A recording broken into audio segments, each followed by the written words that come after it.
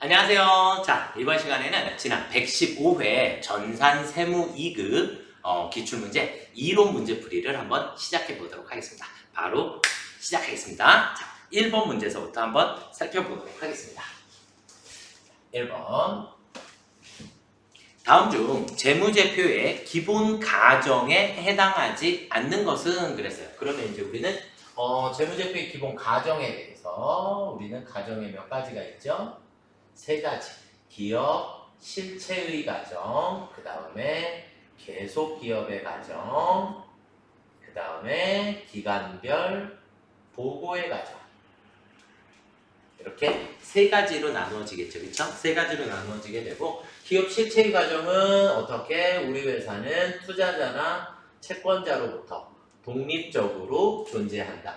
계속 기업은 우리 회사는 영원하다. 계속적으로 영업을 할 것이다. 이런 개념이고, 기간별 보고는 매 기간마다 보고를 하고 있다. 결산서를 작성을 한다. 이렇게 개념으로 이해하시면 좋을 것 같아요. 자, 그러면 기업 실체를 중심으로 하여 기업 실체의 경제적 현상을 재무제표에 보고해야 한다. 기업 실체의 공준. 그 다음에 2번. 기업이 계속적으로 존재하지 않을 것이라는 반증이 없는 한 기업 실체의 본래 목적을 달성하기 위하여 계속적으로 존재한다. 계속 기업의 가정. 기업 실체의 지속적인 경제활동을 인위적으로 일정 기간 단위로 분할하여 각 기간마다 경영자의 수탁 책임 보고는 기간별 보고에 해당하게 됩니다. 그래서 정답은 4번이 되겠고요. 회계 정보가 유용하기 위해서는 그 정보의 의사결정에 반영될 수 있도록 적시에 제공되어야 한다. 이것은 우리가 질적 특성의 목적적 합성에 해당하는 거죠. 그렇죠? 네. 그래서 정답은 4번이 되겠습니다. 자, 그 다음은 문제 2번으로 한번 보도록 하겠습니다. 다음의 자료를 통하여 24년 12월 31일 결산 후 재무제표에서 확인 가능한 정보로 올바른 것은 이렇게 되어 있는데, 기계장치의 취득과 관련하여 감가상각까지 처리하는 과정이 나와 있는 것 같아요. 자, 그러면 우리 문제 2번은 22년 1월 1일에 기계장치를 취득을 했어요. 그러면 취득 원가다라고 하는 걸 알아봐야 되니까 2천만 원에다가 설치비 30만 원 들어갔으니까 원가에 포함시켜 주셔야 하겠고, 소모품 교체는 수선비로 처리하셔야 되니까 해당 사항이 없고, 그 다음에 용도 변경을 위한 계량비 400만 원은 취득 원가에 포함이 되게 됩니다. 그러면 2,430만 원의 취득 원가가 나오겠죠. 2,430만 원이고, 자, 내용 연수는 6년이라고 그랬고요. 정액법으로 감가상각한다 그랬어요. 그러면 우리는 여기서 나누기 6을 해주시게 되면 6, 4, 24, 405만 원이 나오겠네요. 그러면 1년에 405만 원씩 감가상각을 하게 되고요. 자, 문제에서 질문은 24년 12월 31일 현재라 그랬어요. 그러면 22년, 23년, 24년 3년간을 상각을 했겠죠. 그렇죠? 그러면 3년간을 상각을 하게 되면 곱하기 3 그러면 얼마가 나올까요? 1215만 원만큼이 나오겠네요. 그렇죠? 1215만 원만큼이 감가상각 누계 이렇게 되겠죠? 그러면 취득원가는 2,430만 원이고 감가상각 누계액은 1,215만 원이고, 그러면 빼고 난 나머지 1,215만 원만큼이 내 장부가가 되겠네요. 그렇죠? 이해가 되실까요?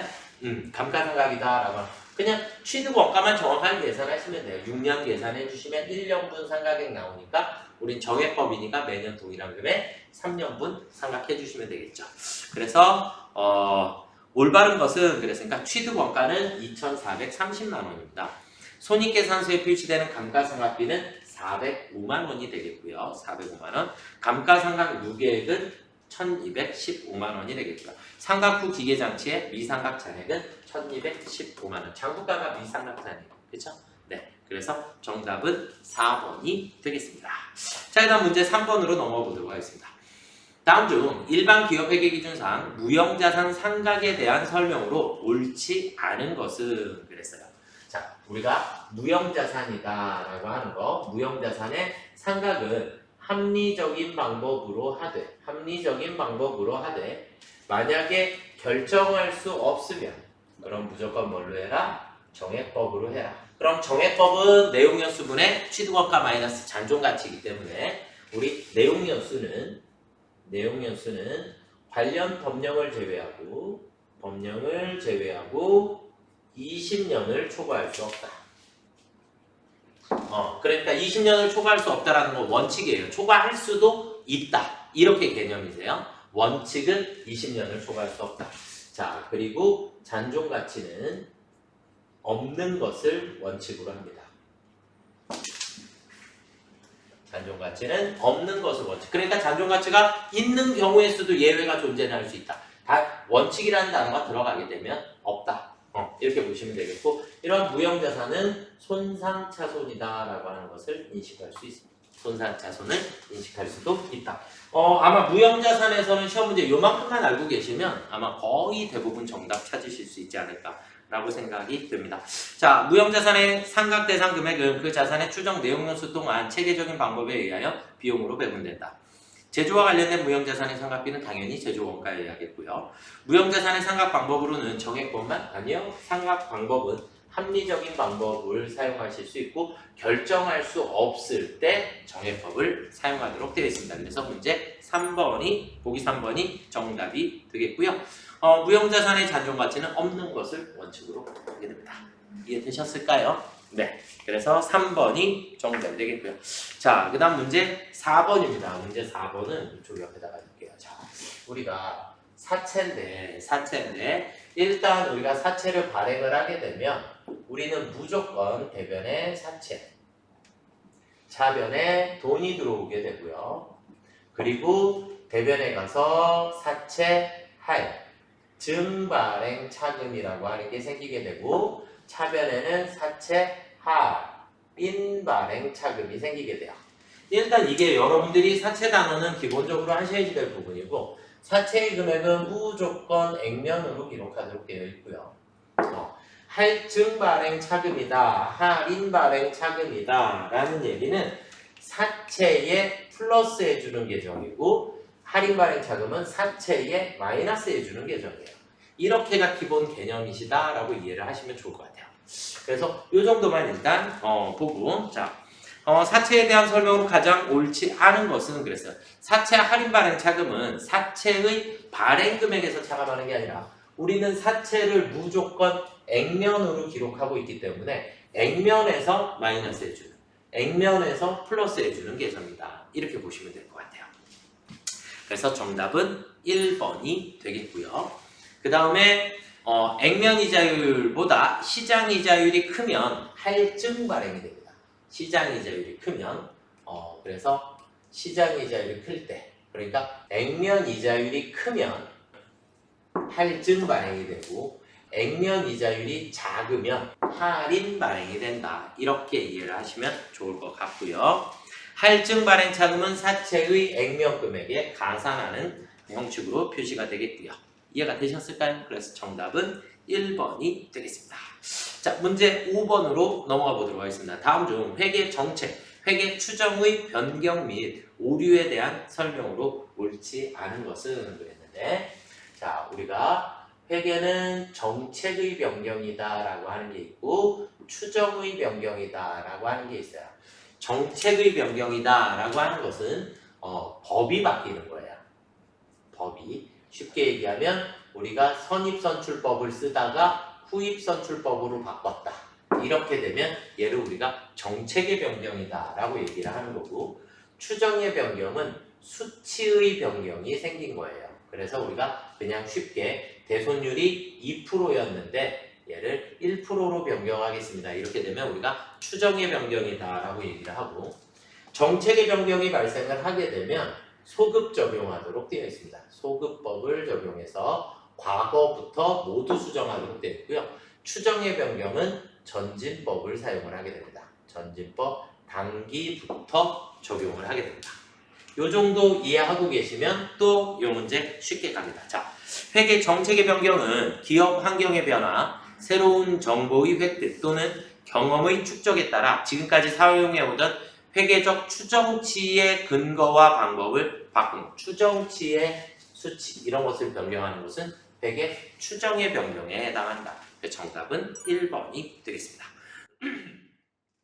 회계 추정의 변경은 점진적으로 처리하도록 되어 있고요. 단기부터 단기와 단기 이후에 적용을 하게 되고요. 회계 변경의 효과를 회계 정책의 변경 효과와 추정의 변경 효과로 구분하는 것이 불가능한 경우에는 무조건 정책인지 추정인지 잘 모르겠어요. 그러면 우선순위는 무조건 추정의 변경으로 보게 됩니다. 회계 추정의 변경의 효과는 당해년도 개시일부터 단기부터 적용을 하도록 되어 있습니다. 그래서 정답은 1번이 되겠죠. 이해되시죠? 자, 일단 문제 6번. 다음 중 원가 집계 과정에 대한 설명으로 옳지 않은 것은 단기 제품 제조 원가는 제품 개정 차변으로 대체가 되죠. 그렇죠? 단기 제품 네. 이건 뭐 너무 당연한 문제가 제공품 개정에 우리는 대변의 단기 제품 제조 원가가 오게 되고 얘는 그대로 제품 개정 차변으로 이렇게 넘어가겠죠. 그렇죠? 이게 단기 제품 제조 원가. 그래서 1번이 정답이 되겠고요. 단기 총 제조 원가는 제공품 개정 차변에 단기 총 제조 원가가 들어오도록 되어 있고요. 그래서 단기 제품 제조 원가는 제품 개정 차변으로 대체되고 매출원가 개정 차변으로 여기 대변의 매출원가로 가게 되고 그럼 매출원가 차변으로 들어가겠죠. 네, 그래서 정답은 1번이 되겠습니다. 자, 그 다음으로 한번 또 넘어가 보시겠습니다. 문제 7번입니다. 문제 7번 개별원가 계산과 종합원가 계산에 대한 설명으로 옳지 않은 것은 그랬는데 문제 7번에 우리가 개별원가 계산이 있고 종합원가 계산이 있더라. 이렇게 보게 되면 개별원가 계산이다 라고 하는 것은 우리는 제품의 생산을 어떤 식으로 주문 생산 형태고 연속 대량 생산 형태를 가지고 있더라. 이렇게 보시면 될 것 같고 개별원가 계산에서는 우리가 중요한 게 제조 지시서에 의해서 우리는 작성을 하게 되고 이런 지시서들은 제품 하나를 만드는데 지시서가 한 개가 나가는 게 아니라 계속 이 업무해 이렇게 계속 지시가 되다 보니까 이런 지시서를 모아 놓은 것을 우리는 뭐라고 얘기하냐면 작업 원가표라고 하게 됩니다. 이 지시서가 모여있는 장부가 돼요. 이렇게 보시면 되겠고 종합원가 계산은 작업 원가표를 작성하는 게 아니라 그냥 제조원가 명세서 하나만 작성을 하셔도 돼요. 그냥 왜냐면 같은 제품을 계속 대량 생산하고 있기 때문에 그렇게 보시면 될 것 같습니다. 자, 개별원가 계산은 주문받은 개별 제품별로 작성된 작업 원가표에 집계하여 원가를 계산한다. 네, 종합원가 계산은 개별 제품별로 작업 원가표를 작성한 네, 똑같은 말이잖아요, 그렇죠? 2번이 정답. 그래서 종합원가 계산은 작업 원가표를 따로 작성하는 게 아니라 그냥 전체적인 자료를 집계만 해주시면 됩니다. 그래서 제조원가 명세서 하나만 있어도 뭐 크게 문제가 되지는 않고요. 개별원가 계산은 각 제조 지시서별 원가 계산을 해야 하므로 많은 시간과 비용이 발생을 하게 되고 조선, 건설 등이 적합하다. 하나 이제 다른 문제를 푸실 때 팁, 그냥 부동화 방향이 이렇다. 이렇게 보시면 될 것 같고 이거 뭐냐면 개별원가 계산이 시간도 많이 걸리고 비용도 많이 들고 그 다음에 정확성도 높고 이렇게를 따져주시는 거라 항상 그냥 개별원가가 그냥 더 크다 이렇게 이해를 하고 계셔도 모든 문제가 조금 쉽게 풀어지지 않을까라고 생각이 듭니다. 자, 문제 8번으로 넘어가 보도록 하겠습니다. 문제 8번 다음 중 제조원가 명세서와 손익계산서 및 재무상태표의 관계에 대한 설명으로 옳지 않은 것은 제조원가 명세서의 기말 원재료 재고액은 재무상태표의 원재료 계정에 계산된다. 제조원가 기말 제공품은 제공품 계정에 제조원가 명세서의 단기 제품 제조 원가는 재무상태표의 매출원가 3번이 답이네요. 그렇죠? 매출원가는 어디에 나와요? 손익계산서. 그렇죠? 네. 그래서 매출원가 손익계산서에서 계산하는 거니까 손익계산서의 매출원가의 계산이 되게 됩니다. 그래서 3번이 정답이 되겠습니다. 자, 그 다음 문제 9번. 다음 자료를 이용하여 직접 노무시간당 제조 간접 원가 예정 배부율을 구하시오. 이렇게 되어 있는데 이 문제 9번은 저한테 수업을 들으셨거나 아니면 과거 기출문제들을 좀 보셨거나 그러면 제가 실제 배부, 예정 배부를 그냥 이렇게 알려드려요. 실제 소비액, 예정 소비액, 예정 배부율 곱하기 실제 연간 총 예상액을 연간 총 예상 시간으로 나누어 주시면 되겠고요. 그리고 우리는 예정이 크면 과대 배부되었다. 실제가 크면 과소배분되었다. 이렇게 표현을 하게 됩니다. 과대배분되었으면 우리는 유리한 차이가 생겼다라고 얘기를 하고 과소배분은 불리한 차이가 발생했다라고 표현을 해주시면 됩니다. 그럼 여기다 그냥 그대로 쉽게 갖다 집어넣어 주시기만 하면 됩니다. 자, 제조관전비 실제 발생 원가는 600만 원이라 했고요. 600만 원. 자, 그 다음에 배부 차이가 40만 원 과대배부됐대요. 그럼 예정이 40만 원이 더 크니까 640만 원이 되겠죠. 640만 원. 자, 그리고 실제 노무 시간은 5만 시간입니다. 이렇게 주어진 거예요. 이해가 되셨을까요? 그러면 5만 시간으로 나눠주게 되면 얼마가 나올까요? 128원이 나오나요? 그쵸? 네, 이렇게. 그래서 128원이 정답이 되겠습니다. 실제 소비액, 예정 소비액은 그냥 무조건 이렇게 갖다 넣어주시면 정답이 나옵니다. 아시겠죠? 네. 자, 그 다음 문제 10번으로 한번 넘어가 보도록 하겠습니다. 문제 10번. 기초제공품은 1000개이고 완성도는 30%이다. 단기 투입 수량은 6000개이고 기말제공품은 800개일 경우 선입선출법에 의한 가공 원가의 완성품 환산량이 6100개라면 기말제공품의 완성도는 몇 %인가 그랬어요. 그러면 선입선출법에 우리 완성품 환산량을 계산하려면 완성수량에다가 플러스 기말 수량을 더해주시고 마이너스 기초 수량을 빼주시게 되면 이게 선입선출법의 완성품 환산량이에요. 그런데 이 완성품 환산량이 몇 개다? 6100개다. 이렇게 주어져 있는 거예요. 완성품 수량을 일단 먼저 계산을 해야 하니까 완성품 수량 기초에다가 단기 투입 수량을 더해서 기말 수량을 빼주시면 됩니다. 그러면 1000개에 6000개를 더해서 800개를 빼주시면 되니까 6200개의 완성품 수량이 나오겠네요. 6200개. 이해가 되셨나요? 우리 얘를 잠깐만 그냥 여기다가 해볼게요. 자, 우리가 기초 수량이 몇 개라고요? 기초 수량이 1000개. 그리고 단기에 투입한 수량이 6000개. 그 다음에 기말이 800개가 남았으니까 6200개가 완성품 맞죠? 그렇죠? 이렇게 계산해 주시면 되겠고 여기에 기말을 계산을 하는 게 얘의 비율을 계산을 하는 게 숙제니까 그리고 마이너스 기초 수량을 빼주시면 되는데 기초가 1000개인데 완성도가 30%라 그랬으니까 300개죠. 그렇죠? 300개를 뺐는데 6100개가 남았다. 6100개가 남았다. 그러면 기말은 몇 개다? 200개다. 기말은 200개더라. 그럼 기말이 우리가 800개인데 800개에서 우리는 200개가 기말로 계산됐다는 얘기는 800개의 몇 프로예요? 25%인가요? 그렇죠. 이렇게 계산을 해주시면 되겠죠. 이해가 되셨을까요? 그래서 기말 재고에게 지금 조업도를 물어본 거니까 조업도는 25%입니다. 그래서 4번이 정답이 되겠습니다. 자, 그 다음 11번. 다음 중 부가세법상 과세기간에 대한 설명으로 옳지 않은 것은 일반 과세자의 과세기간은 원칙상 1년에 2개가 있다. 맞죠? 그래서 우리는 부가세는 어떻게 돼 있어요? 1기와 2기. 이렇게 둘로 나누어지게 되겠죠. 그렇죠? 네. 신규로 사업을 개시하는 것은 과세기간 개시일의 예외가 된다. 네. 만약에 1기 중간에 개시를 했으면 개시일부터 과세기간 종료일까지 이렇게 따져주시는 거고요.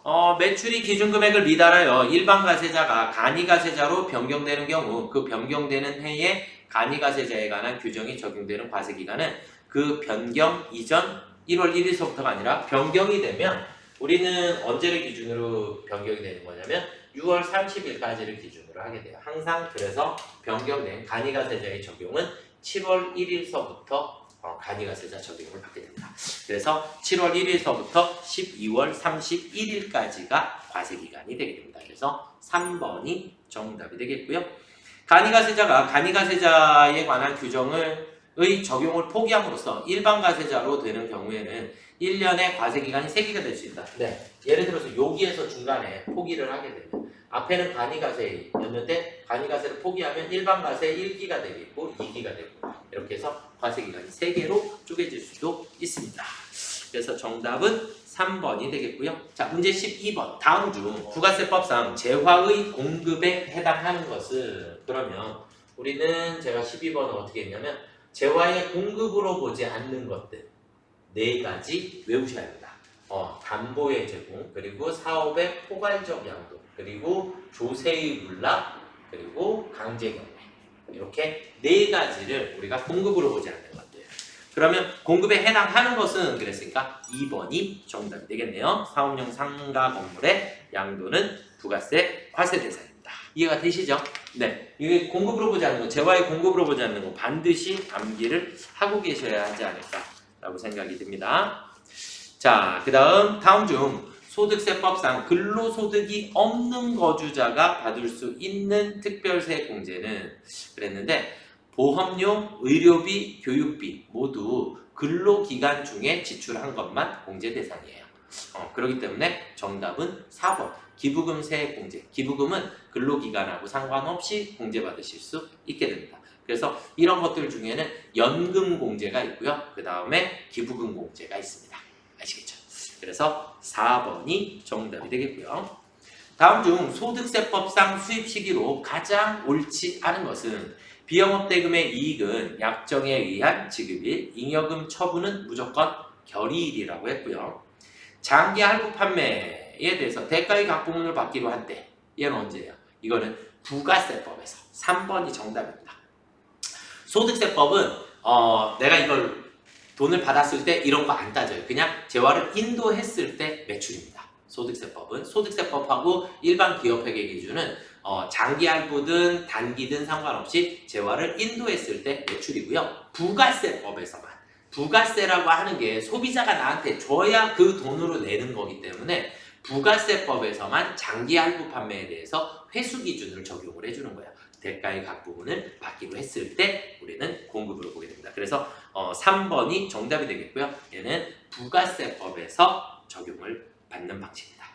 자, 다음 문제 15번으로 넘어가 보도록 하겠습니다. 다음 중 소득세법상 기타 소득에 관한 설명으로 가장 옳지 않은 것은 공익법인의 설립 운영에 관한 법률에 적용을 받는 공익법인이 주무관청의 승인을 받아 시상하는 상금과 부상, 다수의 순위 경쟁하는 대회에서 입상자가 받은 상금 및 부상의 경우 거주자가 받은 금액의 몇 분의 몇이에요?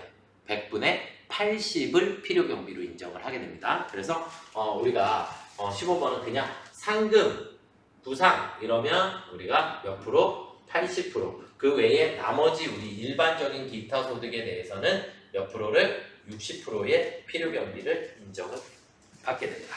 그래서 정답은 1번 80%에 해당하는 거고요.